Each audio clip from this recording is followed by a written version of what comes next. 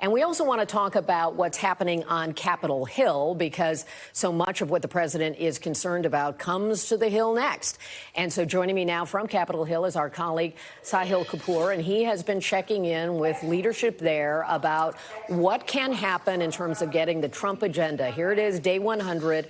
There hasn't been much in the way of legislation.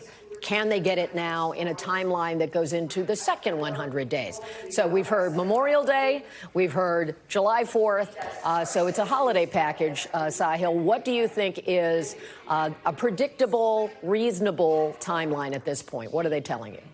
Well, first off, Kelly, these are artificial deadlines. At the end of the day, nothing would really happen if they blow right past them. Recall Speaker Mike Johnson had initially said he wanted this bill through the House by Easter, and he pushed right past that. At the end of the day, many Republicans are skeptical of these particular deadlines, Memorial Day and July 4th. There are only two actual forcing mechanisms to push this forward where, they're meaningful deadlines. The first is the debt limit, the so-called X date where Congress has to act or risk a catastrophic debt default. The Treasury Secretary said that would come out either late this week or next, depending on their calculations on tax revenues. And the second is the end of this year, the expiration of the TCJA. Everything else is noise.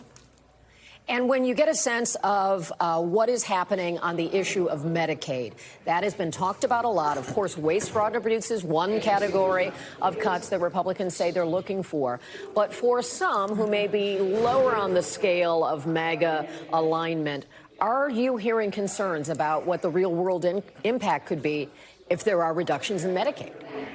Yeah, very significant concerns, Kelly. This might be the most challenging piece of this entire package for Republicans because they've set out to require most of their savings, at least a huge chunk of their savings, to come from Medicaid. And they're looking at unraveling the ACA's Medicaid expansion to a significant degree. As you'll recall, from covering that law at the time, it expanded Medicaid to 138% of the poverty level with a catch. The federal government pays 90% of the cost. That was enough of an enticement to get 40 states, over 40 states eventually, to expand it to a population of over 20 million. Now they're talking about reducing that 90% match, which means states would have to find a way to pick up the cost or throw a lot of people off Medicaid. Speaker Johnson, for his part, says there's no problem here. Medicaid is going to be just fine. Take a listen to what he said.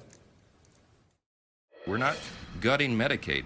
We're going to reduce fraud, waste, and abuse, which every single American should be applauding. We're going to make sure it works better. We're going to preserve the program, not cut it. It's exactly the opposite of what the Democrats are saying. So the states will adjust to all these things, and we will make sure that the people who need these benefits and rely upon them are protected.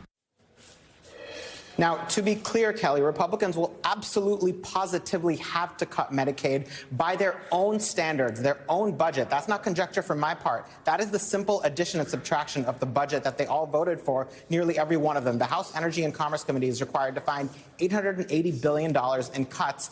The Congressional Budget Office has found that if you exclude Medicare and Medicaid, there's nowhere near that much money in the entire committee's jurisdiction. So they have to cut Medicaid in order to meet their own targets unless they junk their own budget. And that's where you're hearing consternation from House Republicans in swing districts, the vulnerable members who don't want to cut benefits, don't want to cut hospital payments, Kelly. And as you know, when you shift it to the states, many of them have balanced budget requirements, and where are they going to get the money? So that's a whole other chapter that we'll be tracking.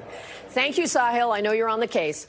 Thanks for watching. Stay updated about breaking news and top stories on the NBC News app or follow us on social media.